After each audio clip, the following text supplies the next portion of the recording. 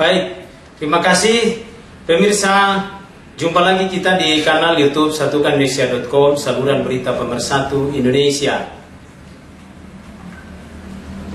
Pada hari ini Jumat 6 Januari 2022 dengan saya Maruli Tua Silaban untuk mengulas berita menarik tentang pro kontra pakar hukum tata negara ternama antara Jimli Asidiki dengan Yusril Iza Mahendra mengenai penerbitan Perpu nomor 2 tahun 2022.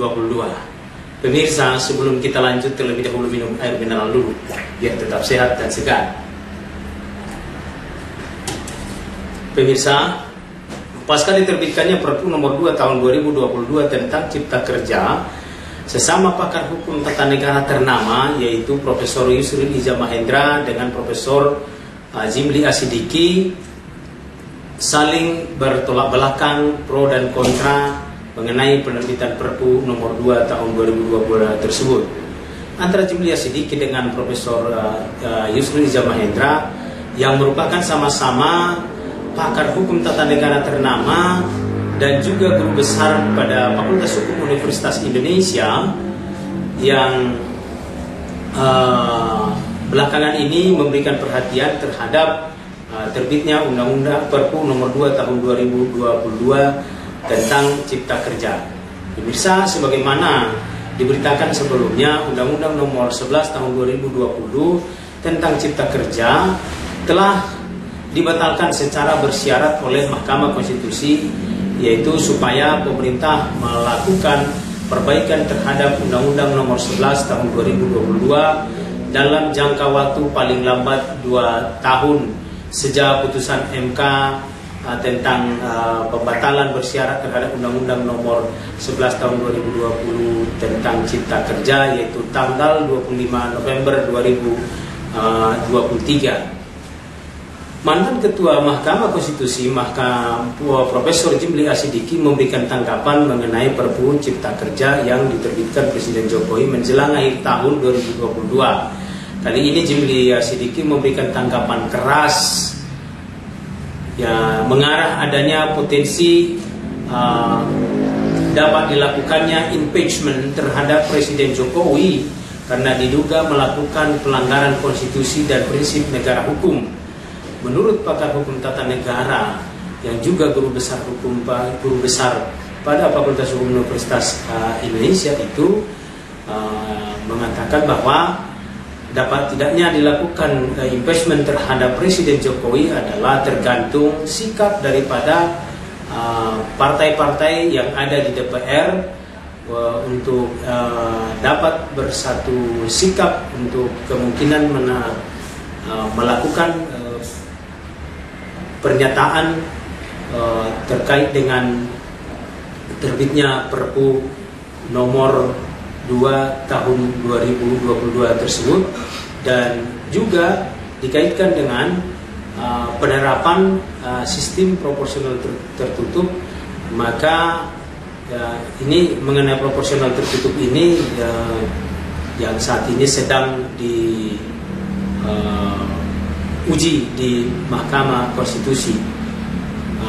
Profesor Jimli Asidiki mengatakan yang dengan adanya Perpu nomor 2 tersebut merupakan bentuk indikasi adanya pelanggaran, salah satu bentuk pelanggaran terhadap konstitusi dan pelanggaran undang-undang yang dilakukan oleh Presiden Jokowi. Jimli Asidiki mengatakan bisa saja kasus pelanggaran hukum dan konstitusi yang sudah berkali-kali dilakukan oleh Presiden Jokowi dapat diarahkan untuk impeachment, kata Jimli Asidiki yang dimuat di beberapa media.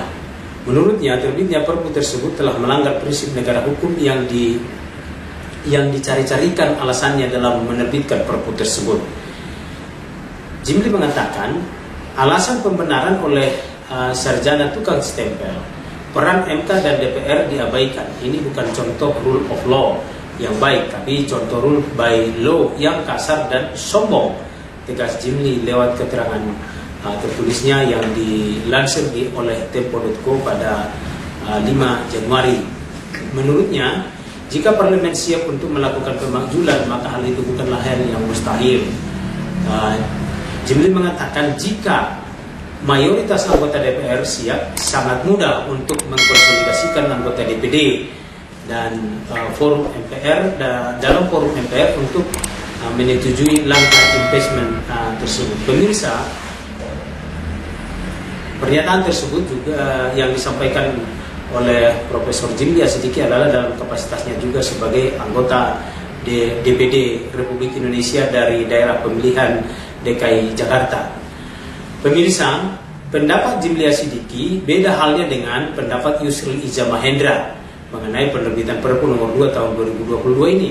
Menurut Profesor Yusril Iza Mahendra yang dimuat di T-Com pada hari Jumat tanggal 6 Januari 2023 yang juga dimuat oleh satukan Indonesia.com, Yusril mengatakan penerbitan peraturan pemerintah pengganti Undang-Undang nomor 2 tahun 2022 tentang Cipta Kerja tidak ada yang salah. Sebab menurut Yusril sudah sesuai dengan prosedur dan sesuai dengan perintah Mahkamah Konstitusi.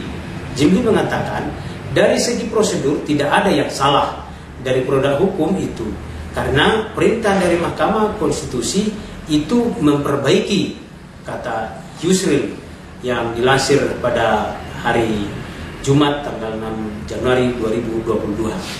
Pemirsa, mantan Menteri Hukum dan HAM di era Megawati dan juga mantan sekretaris negara di masa Presiden SBY itu menjelaskan bahwa untuk melakukan perbaikan bisa melalui mekanisme legislasi di DPR atau melalui mekanisme kewenangan yang dimiliki oleh Presiden dengan cara inisiatif yang dimiliki oleh Presiden sebagai kepala pemerintahan. Ada salah satunya dengan membuat Perpu. Yusril mengatakan nantinya Perpu itu dipertimbangkan oleh DPR apakah disahkan menjadi undang-undang atau tidak.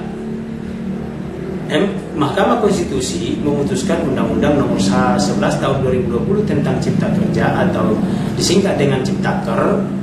Menurut Mahkamah Konstitusi adalah cacat formil melalui putusan Mahkamah Konstitusi nomor 91 garis miring PUU garis datar angka Romawi 18 tahun 2020 tanggal 25 November 2021, yaitu bahwa Mahkamah Konstitusi menyatakan Undang-Undang Cipta Kerja ini masuk kategori inkonstitusional bersyarat dan meminta pemerintah untuk memperbaikinya paling lama dalam 2 tahun sejak putusan Mahkamah Konstitusi tersebut dibacakan, yaitu sebagaimana dalam ulasan kita satukan Indonesia.com sebelumnya.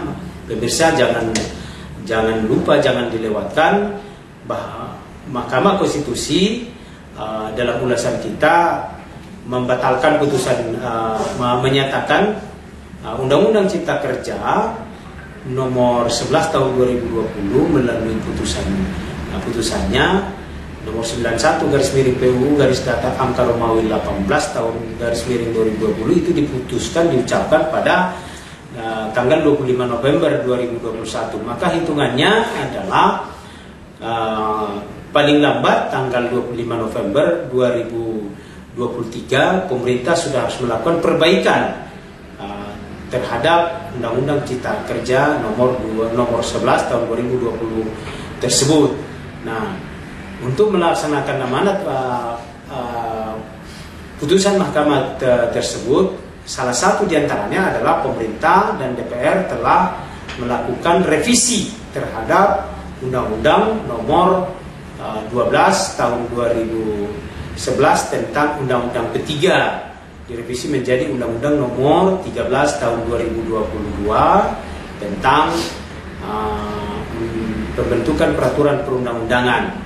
Dilanjutkan lagi pemirsa bahwa guna menindaklanjuti putusan dari Mahkamah Konstitusi tersebut, pemerintah telah menerbitkan menerbitkan Perpu nomor 2 tahun 2022 tentang Cipta Kerja. Pemirsa, tentunya pendapat yang disampaikan oleh Yusril Iza Mahendra mengkonstatir bahwa apa yang dilakukan oleh pemerintah saat ini adalah telah sesuai.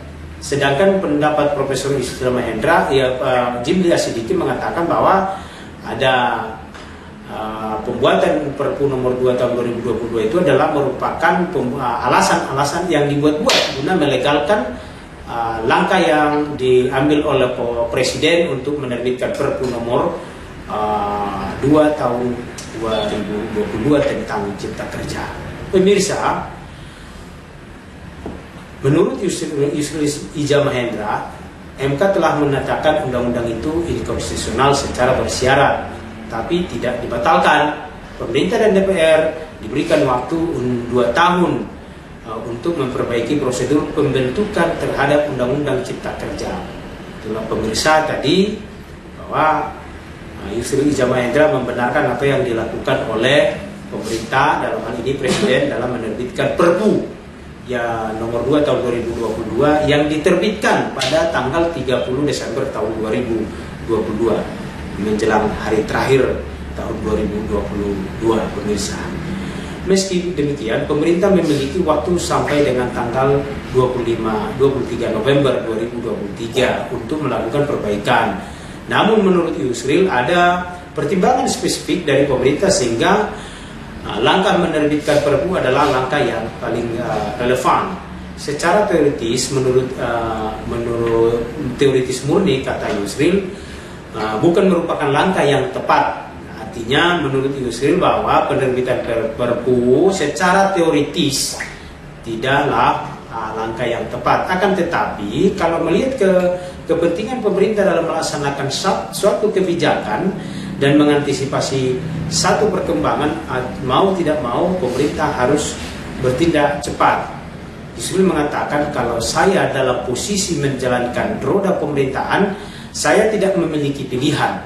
Memang harus bertindak cepat dan Perpu merupakan satu pilihan. Itulah tanggapan daripada Profesor Yusril Iza Mahendra yang mengamini dan dapat memahami, memaklumi langkah Presiden Jokowi untuk menerbitkan Perpu nomor 2 tahun 2022. Hanya saja menurut Yusril secara teoritis bukan langkah yang tepat. Nah, pemirsa, kembali ke proses alasan pembuatan penerbitan Perpu yang disampaikan oleh Presiden dan juga beberapa menterinya, menteri koordinatornya, yaitu Menteri Koordinator Bidang Perekonomian dan Menteri Koordinator Bidang Perekonomian Erlangga Hartarto dan juga Menko Polhukam Mahfud MD mengatakan bahwa ada kegentingan yang memaksa guna adanya kepastian hukum. Selain untuk adanya kepastian hukum, bahwa kondisi perekonomian global yang mengalami ketidakpastian yang tidak baik-baik saja. Inilah tentunya syarat untuk menerbitkan suatu Perpu, adanya suatu kegentingan yang memaksa atau ikhwal kegentingan yang memaksa sehingga dilakukan langkah untuk menerbitkan Perpu. Nah, pemirsa, bagaimana kelanjutan daripada Perpu nomor 2 tahun 2022 ini tentunya masih akan bergulir karena ini masih awal tahun dan tentunya masih dalam pembahasan dan masih melakukan pengkajian terhadap materi Perpu nomor 2 tahun 2022 tersebut guna para pihak mengambil langkah apakah akan melakukan uji materi seperti yang disampaikan oleh beberapa pihak merespon penerbitan Perpu nomor 2 tahun 2022 tersebut. Pemirsa, kita cukupkan ulasan berita kita pada hari ini tentang pro kontra pakar hukum tata negara ternama antara Cynthia Siddiqui dengan Yusril Iza Mahendra terkait dengan penerbitan Perpu nomor 2 tahun 2022. Mari kita dukung pemerintah menjalankan roda pemerintahan secara adil, jujur, taat konstitusi, transparan, akuntabel, dan akomodatif terhadap aspirasi masyarakat untuk kemajuan dan kesejahteraan masyarakat, bangsa, dan negara. Saya, Marudi Tua Silaban, pimpinan umum Satukan Indonesia.com, undur diri dari hadapan Bapak Ibu, pemirsa Satukan Indonesia.com. Salam sehat, tetap semangat, salam persatuan, Satukan Indonesia.com, saluran berita pemersatu Indonesia. Indonesia maju, Indonesia sejahtera. Terima kasih. Pemirsa, sebelum kita akhiri, minum air mineral dulu biar tetap sehat dan segar. Terima kasih pemirsa, jangan lupa like dan subscribe